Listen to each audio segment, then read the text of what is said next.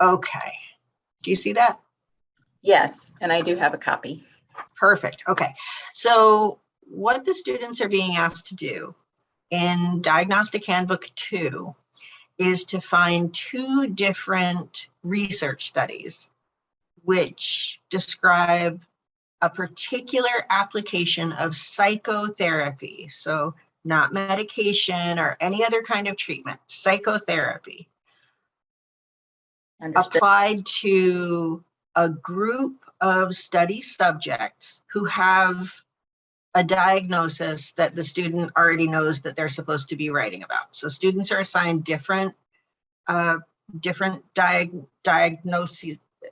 Yeah, I said that poorly. Students are assigned to write about a particular diagnosis. So their assignment is to find 2 treatment studies focusing on psychotherapy intervention, in which researchers apply a particular kind of psychotherapy to a particular group of patients and then analyze the results.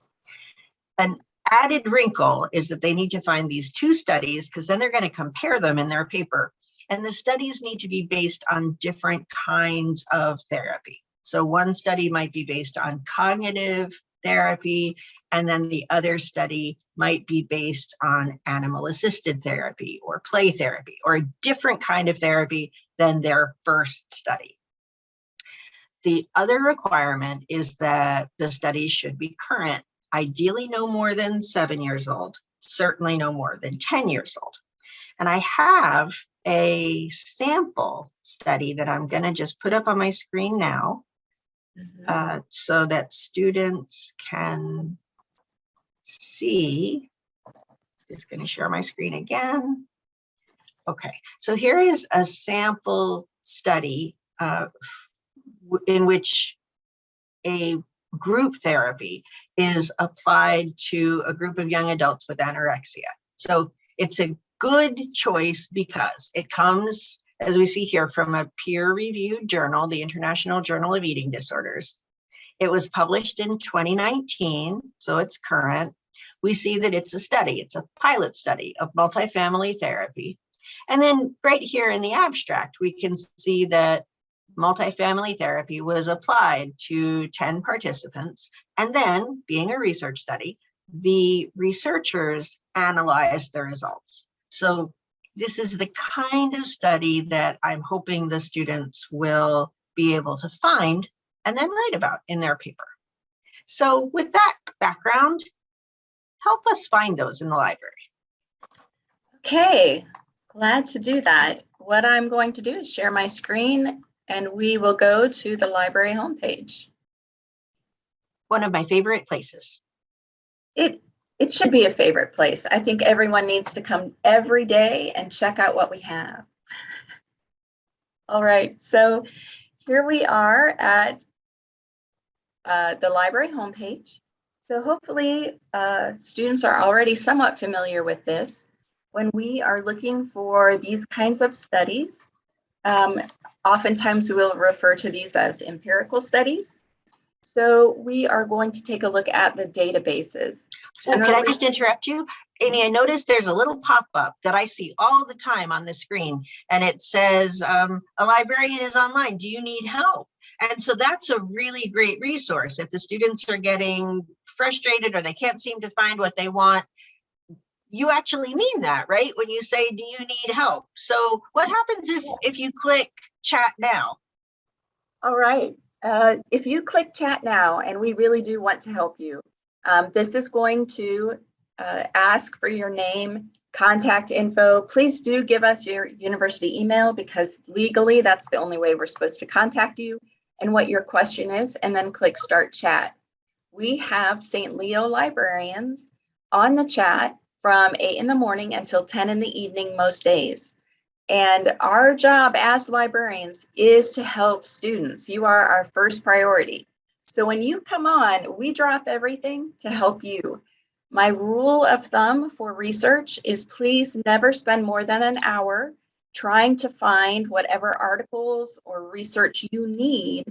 If you're not getting it after an hour, you need to either get on chat and ask us, or if it's 2 in the morning, please go to sleep. okay? Because I know that you all need to sleep and get rest to think well. And at 2 a.m., it is not going to help you to stay up any longer to do that research. Great advice. And I know when I've clicked that link sometimes, because I've been struggling to find something within those stated hours, there's somebody there alive, one of our librarians. That's not outsourced someplace else. That's one of our people, and they're truly eager to help. Right. And the great thing about having St. Leo librarians all the time is that we know your professors, we know the classes, and we know the assignments that tend to trip students up. So when you come on with your question, we've probably heard it before, and that's great because once you let us know what that assignment is, we know where to go to get the resources that you need, and we can do these Zoom sessions to show you exactly how to do it. That's such an advantage over just doing a general search. Or sometimes students tell me that they're frustrated because they've used like Google Scholar, but and there's nothing wrong with Google Scholar, but if they come onto our St. Leo Library website, that comes attached with librarians like you who are here to help. It does, and it comes with the full text of the articles. Searching Google Scholar, you're going to find a lot of articles that look great, but you won't be able to get the full text. Okay, so going to the databases, we have over 80 databases. I'm going to recommend 2 of them to you for this particular assignment. And the first one is EBSCO. We are going to take a look at that and do some searching there. I would also recommend to you ProQuest. They work in very similar ways. They have the same kinds of controls, so you can really get the database to give you the kinds of articles that you need for this assignment. Right. I found many very helpful doctoral dissertations on ProQuest that are really relevant to some of my research interests. Yes, when you get up to that level, looking at other people's dissertations is like a gold mine of resources. It really is wonderful. Now, one of the issues that students have sometimes said to me, because I love EBSCO, and it's right on this screen, students aren't really sure whether they should just click academic search complete. And I always recommend that they just click right there at the top. It says select all, and then they get access to everything rather than just choosing one. What's your thought about that? I totally agree with that. There have been assignments where students have been told to only use the psychology databases. The problem is that oftentimes the full text for those articles are actually in another part of EBSCO. So if you want to get the full text for your articles, and you also want to keep in mind that there are other disciplines that come into our work here, and so those disciplines are relevant too. Absolutely. So by selecting all, you're going to make sure that you get the best search possible, the best results possible, and it's going to lead to less frustration for you in the long run. Right. And my students have no limits in terms of what databases they can search. They can search anywhere that's useful for them. That's great. If you do come on chat to ask for help, we will ask you which databases you've been in already. Feel free to tell us where you've been. Even if it's Google, at least tell us so we know where to start with you. And that way, that just makes that a more efficient chat session as well.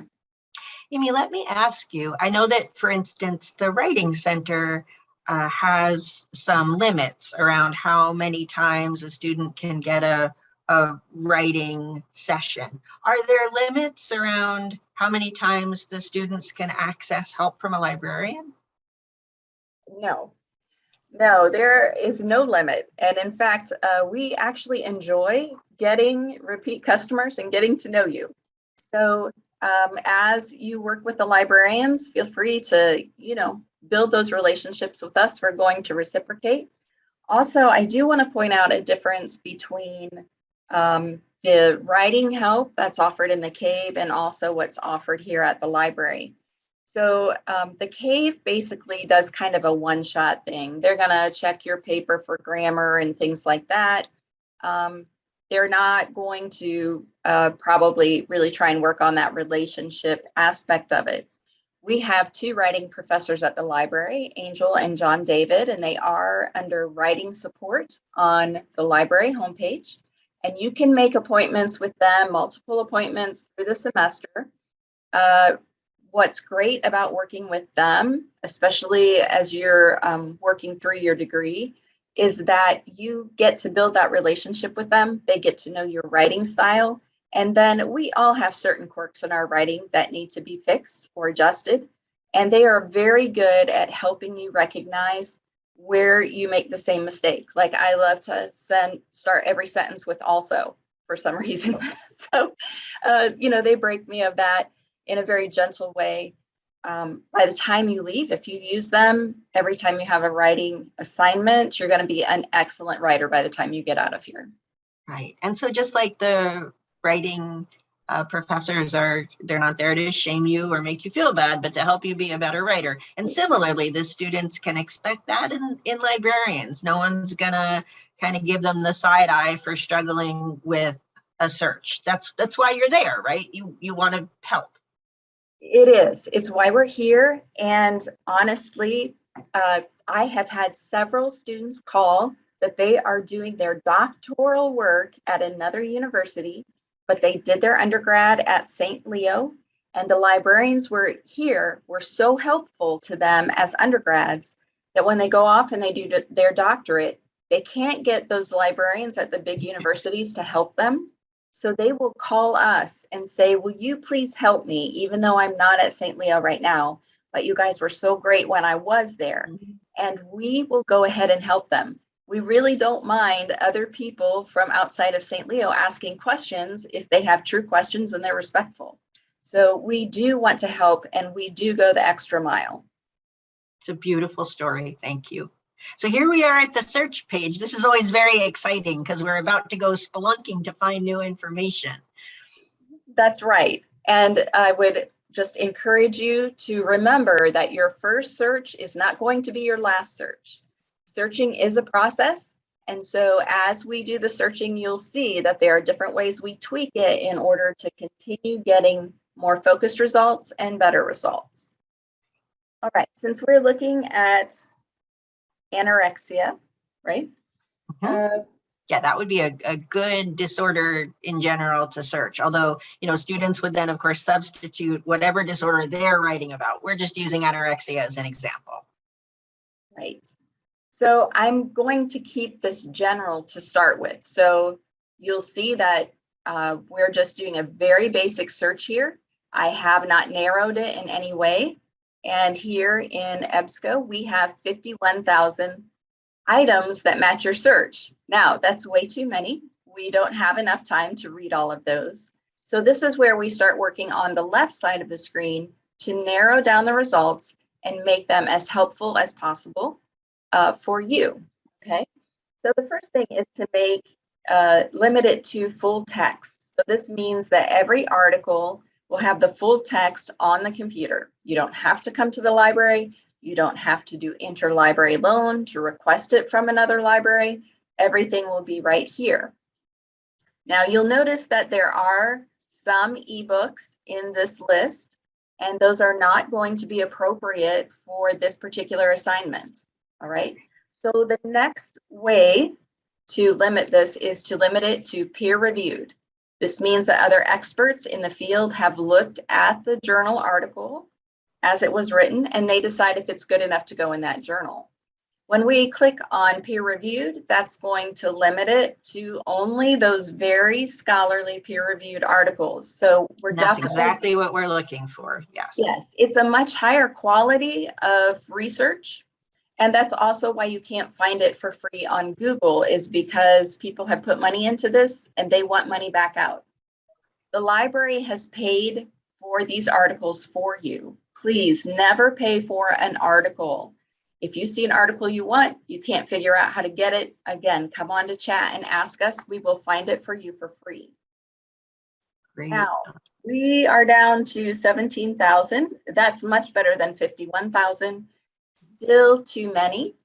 So we are going to limit our time frame. Now you'll Right, notice, because these studies need to be current within 7 to 10 years. right, and 1935 is not going to cut it. So Mhm. we're going to go ahead and change the date. I'm going to start it at 2005, hit enter. Again, that's going to narrow down this list. So now we're down to 11,000. All right, it may seem like this is a slow process, but this is the process you need to go through in order to lower your stress, make sure you get better sources, and it really is going to save you time in the end. Okay. And I'm seeing a great option right there, the cognitive remediation therapy, a clinical trial. It was just on the top of This the, one. Let's take a look. yeah, that would be perfect. Yeah, absolutely. There's a randomized clinical trial using cognitive remediation therapy. So even though there are 11,000 options with just a couple of search terms and limiters, this would be an ideal study. It uses a kind of psychotherapy for the treatment of anorexia. And because it's a randomized clinical trial, we know they've applied a particular kind of therapy to a specific group of patients and have analyzed the results. That's exactly what we're looking for. Yes. Over here on the left-hand side, I do want to point out that we do have two versions of the full text. So the HTML is going to be below our citation information. We're going to come back to that in just a minute. But I do want to point out that you can listen to this if you are more of an auditory learner. However, when you go to do APA formatting, you must have the PDF because it is a picture of the journal article exactly as it appeared. And so it has the page numbers, the columns, the graphs, all of that. And so you want to make sure you use that. Otherwise, APA will make you count all the paragraphs. And in these kinds of studies, you don't want to count paragraphs. Excellent. Now, we seem to have found a great article, right? So let's take a little closer look at it. Notice that in the abstract, which is just a paragraph to summarize what this is about, they are telling us what their objective is, what method. I'm sorry to interrupt. I was just going to say, I often recommend that when students think, oh, there's so much reading, reading an abstract will tell you, you don't even have to read the whole article as you're just considering whether this would be a good choice. All the information you need is in the abstract to help you decide, is this a good pick or not? And then when you find something that, yay, I think this might be it, then of course you want to read that article through its completion. But when you're just searching, reading the abstract is really all you need to do. Exactly. And that's why it's there. Researchers do not have a lot of time to waste on articles that don't fit. So by telling us the objective, the method, the results, and their conclusions, right away we know what the basic points of the article are and if they're going to work for our particular paper. So you can see here we have our conclusions about how this worked out for the author in this study. And so this is a good place for you to be looking at what method they used and was it effective or not.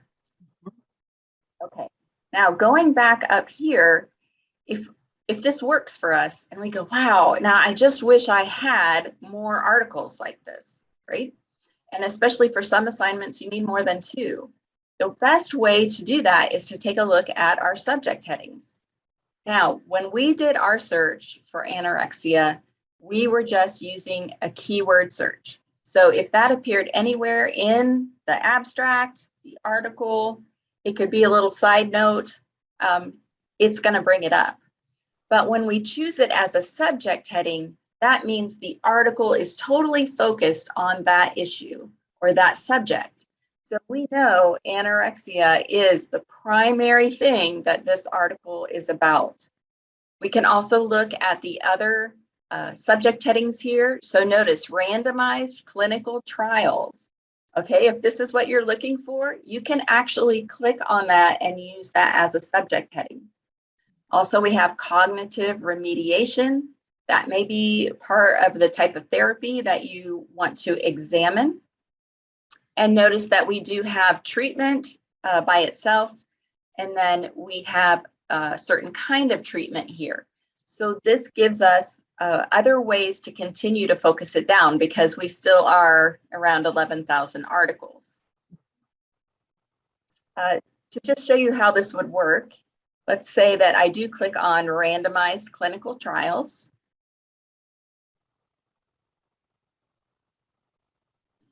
Now notice that in our search terms, now there's a DE in front of that, and it's in quotation marks. That means that it's only going to search in the subject heading.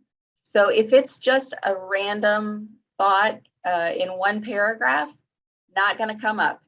We're only going to get the articles where this is the main focus. Now, What does the DE stand for in the search bar? Descriptor. So try and connect descriptor and subject heading, because that's really what they mean is they're using the subject headings, but for whatever reason, they use DE to signify that in the code. Got it. So students shouldn't take that out, the DE.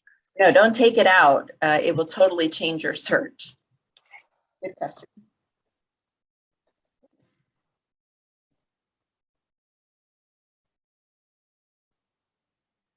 Now I notice you've got a Boolean there and in capital letters, and you're putting anorexia in quotation marks. Why are you doing that?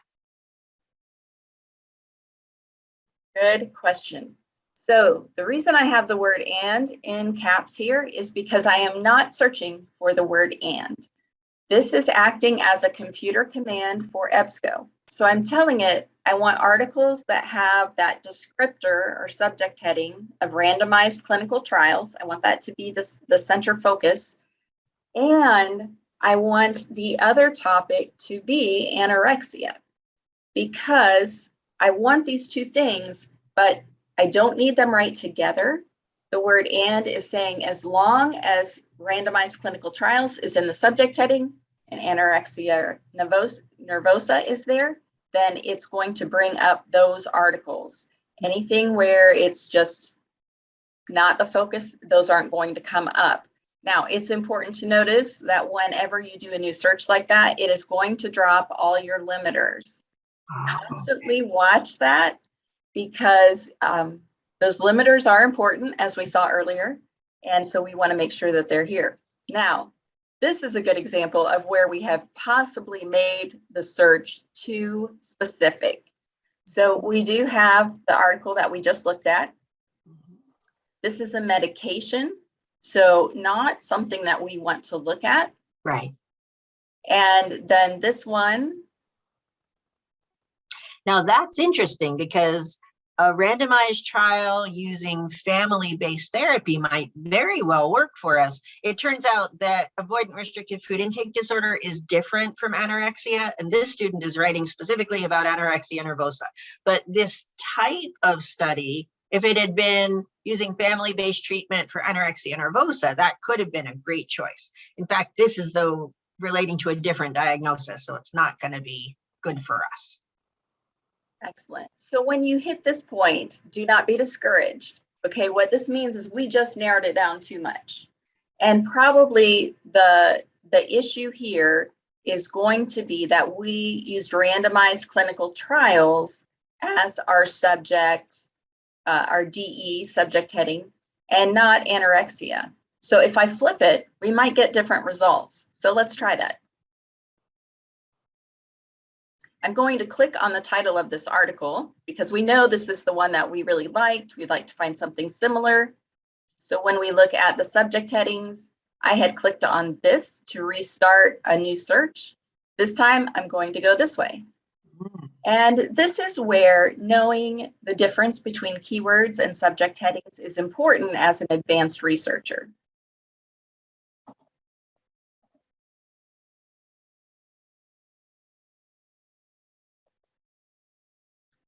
All right, so I did take the randomized out. I just kind of want to see where we get right here. We can always change it later. But notice that this time, anorexia is the subject heading. This is searching just as a keyword, but I want those two words together.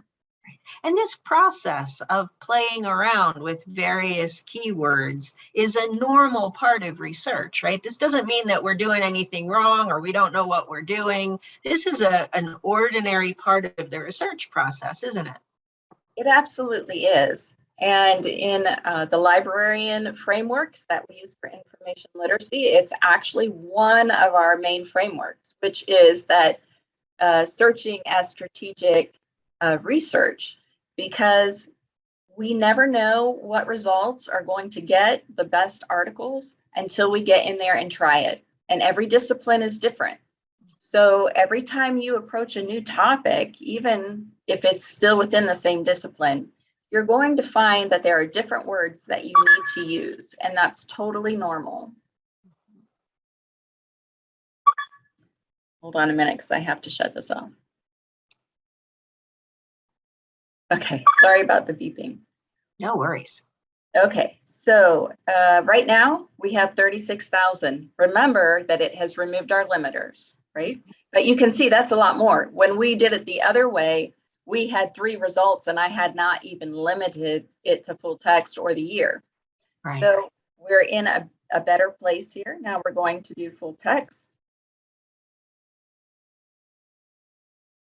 That's definitely going to save you time to have the full text. Peer reviewed means you're going to have the absolute best information. And then we are going to change the publication year.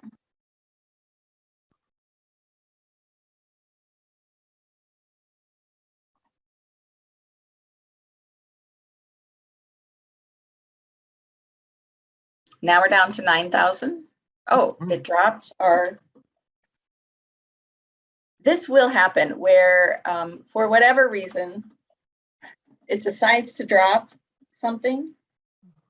Sometimes I notice that when I put the years as a limiter, they get changed, or the time frame limiter gets dropped. So you really have to keep your eye on that. You don't want to find a great study and then see, oh, it was published in 2000 and it's too old. Right, right. Okay, I'm going to click search again, and I'm going to make sure that our limiters are there when we get our results. So now we're down to 273. Okay, now we're getting into a really sweet spot here. So you can see our limiters of full text, peer reviewed, and our dates are there. Okay, now here's one that looks really good. We've got family therapy for adolescent anorexia in a randomized clinical trial. Now that looks like, because it's different from cognitive therapy, that might be an excellent second possibility. And we have found 2 potentially good options really in just a few minutes of searching. Right, absolutely. So you can see that anorexia is our main subject heading here. Clinical trials. Notice it's a good thing we just left it at clinical trials, because that's the way this subject heading is. We would have missed it if we had added randomized. Right. Okay, so then we can again read the abstract. Again, we have our objective there, and then the conclusion here. So if you were comparing these 2 articles in order to compare different types of therapy, it would seem that this one would definitely work. All right. Now, going back to our results, I just want to show you one more way to limit it. That will definitely help you as you are looking at these kinds of studies. Okay, methodology is going to be, well, what method did they use, right, to do this study? I'm going to click on Show All to show you everything that can be done. So we have an empirical study where they have worked with people and done the study. In some classes, you will be asked to make a difference between quantitative and qualitative. All right, so be aware of those differences. And I don't see. Well, what I see here is a meta-analysis, and that's something students should not use for this paper. We're looking for a single study. Is there any way to exclude meta-analysis from the methodology, or would we would actually be selecting the ones that we want?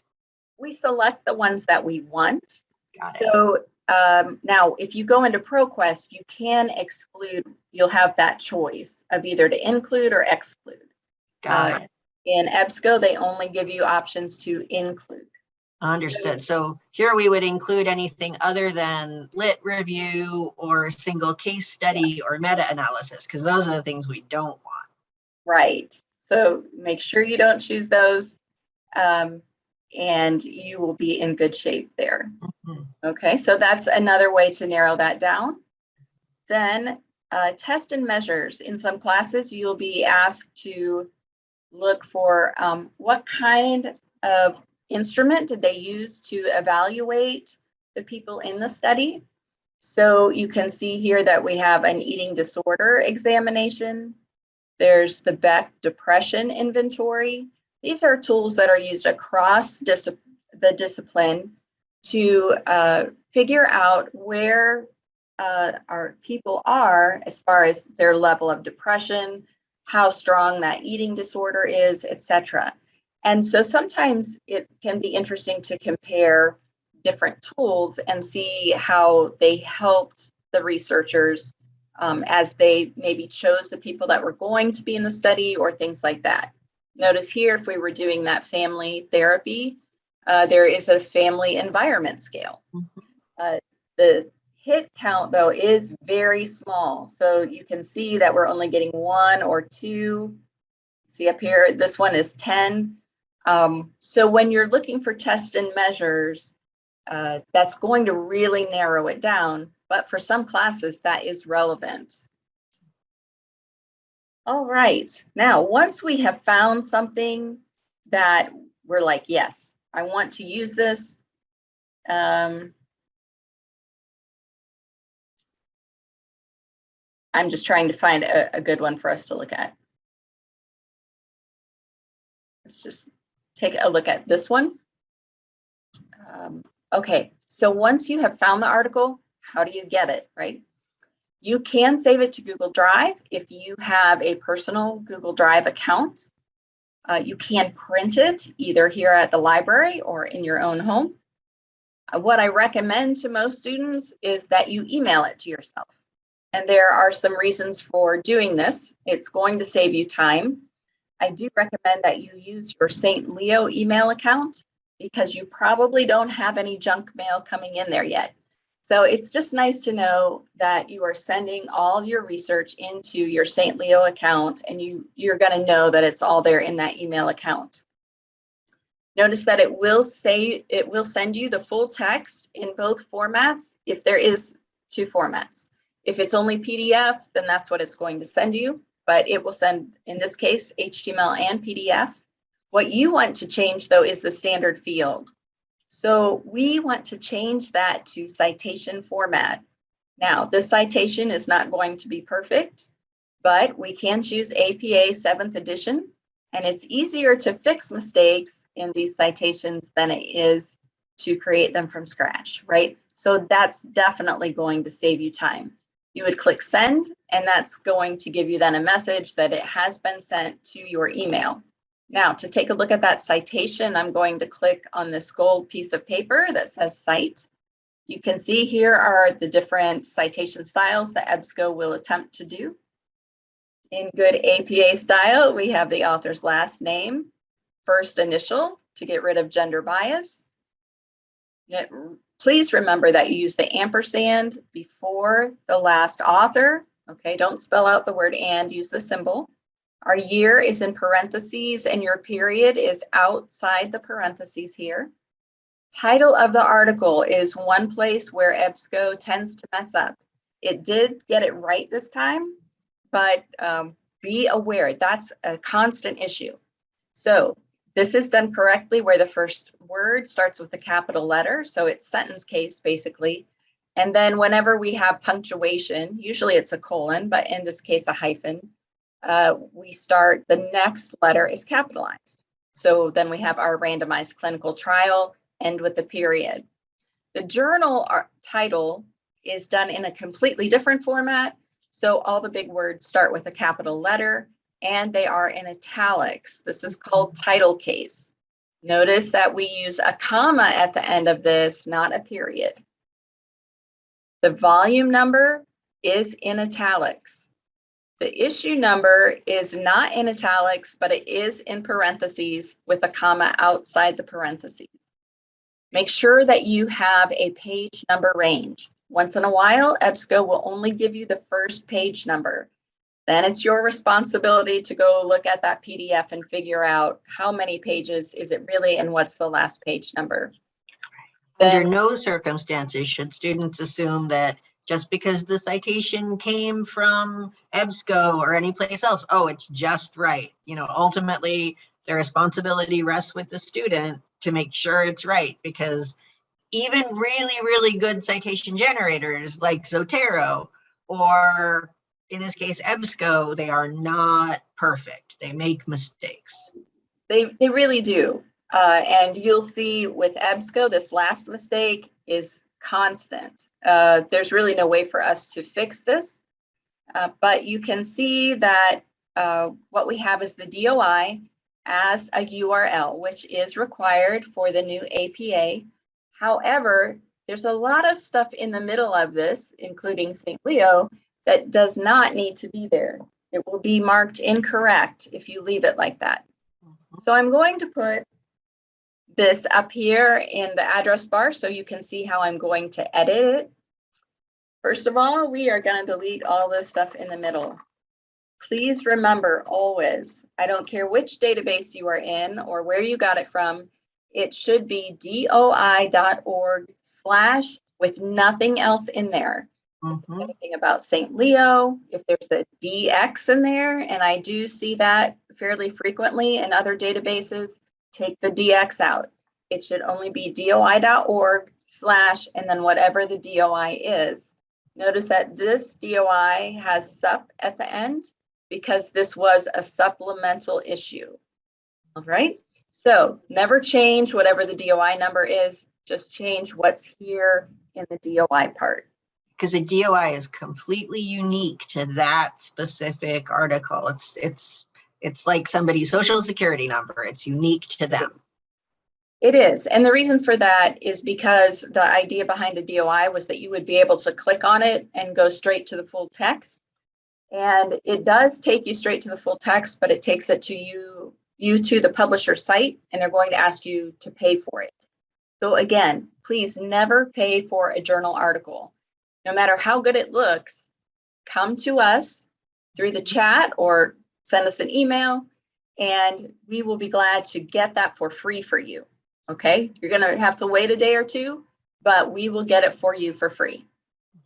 And sometimes if, let's say it's like a European journal, if you contact the authors directly, very often they will be very happy to send you their studies just via email. So under no circumstances should individuals pay for studies. Even if the library can't get it for you, the original authors very often will be very happy to send it to you.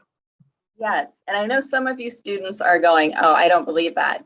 Trust me, I've had bachelor level students that they will write to the author and say, hey, I'm interested in your work. I want to use it in this paper. And not only does the author send them that article, but then they'll send like 5 others that are still related to that subject that they just happen to know about and have. Right. So, scholars are very glad to share their work. This is their life's work. So when students reach out and say, hey, I'm interested in your work, that's very affirming, you know, that someone's interested in your research. So you're not bothering the authors. I've never reached out to an author and had them say, go away, you're annoying me. And you're exactly right. They're often very generous, saying, hey, I've written one since then. Here's something else. yes, yes. So take advantage of that. That's part of the wonderful part of being in higher education, is being able to communicate with scholars. You have access to people that other folks do not. So that's right. There really is a community of scholars, and the students should consider themselves a part of that. yes, absolutely. What else would you like me to point out or show? I think this is it. I often encourage students when they're using citations to avoid citation generators that they find online because they're wrong more than they're right. So I love that you pointed out the citation option here. I often also use ZBib or Perla, which actually sets up the paper. But I just really appreciate that you pointed out how they can modify the DOI right here on the screen. I think that's very helpful. And if they have questions about formatting citations, that's something that I really hope that they bring to the writing tutors at the library. It's more of a writing issue than a librarian issue, I think. Okay, so let me clarify kind of where the boundaries are between writing and citations and writing professors and librarians. So John David and Angel, who are writing professors here at the library, they would prefer that you have a librarian take a look at your citations. They really want to be able to focus their time on looking at the content of your paper, making your argument stronger, making sure that you're using the sources in the best way possible to support your argument or the points that you're making. Okay, so they don't really want to worry about, is this citation correct? If you have questions about your citations, please feel free to come on to chat or to contact me directly. So I'm going to jump here and take us back to the library homepage and show you how you can get a hold of me specifically. Okay, so if we go to LibGuides right here, which is our fourth link, the very first guide here is APA. Highly recommend that you take a look at this. But right here is me. So you can email me here. You can book an appointment and have me take a look at your citations. We'll just do Zoom and share the screen. Or if you prefer to meet in person, when you do the book appointment, it will ask you which way you want to do it. Do you want to do it on Zoom or do you want to do it face-to-face? I'm totally fine with either one. I do want to just point out, we do have a Zotero program. You've heard us reference it. There are videos on Zotero and how to get that. And also my information is right there. So when you have questions about Zotero, please book an appointment with me and I will make sure that that gets working on your computer so that you can do your papers and citations. We do have an You have made me a Zotero convert. I love Zotero, thanks to you. I have used it for so many publications. I just really encourage you, if you want to save time and stress, get to know Zotero, and I love to talk about it. So book an hour appointment with me and I will make sure you know everything there is to know about it, and you will know how to save yourself time as you do your research. That's right. When you're juggling lots and lots of references and you're like, oh, I know I read that somewhere, just on one screen, you can just quickly cycle through abstracts. You can do keyword searches. When you're working with more than just a couple of references, and the deeper you go into academic work, the more and more resources you're going to be handling. Having a reference manager to help you keep them organized, it saves so much time. It's really fantastic. And Zotero is free. It's free. So the only cost associated with it is the time cost of learning how to use it. So that's an upfront investment of time learning how to use it, and then saving massive time on the back end organizing all of your information. Yes, and ironically, some master's and doctoral level students pay for other programs that do this. It'll cost them hundreds of dollars. Zotero does the same thing, but it's free because some computer geeks had mercy on students and said there has to be a better way. So they've made their own. Absolutely. All right, Amy, I really appreciate your time. I know that this will be helpful to students, and also you're available. And if you happen to get a much earned day off, you're not the only one. Students can reach out to any of the librarians, and they're all really there to help. And the students aren't bothering the librarians. Librarians enjoy working with students. That's why you're there. Absolutely. Absolutely. All right. Well, thank you so much. I appreciate it. You're welcome.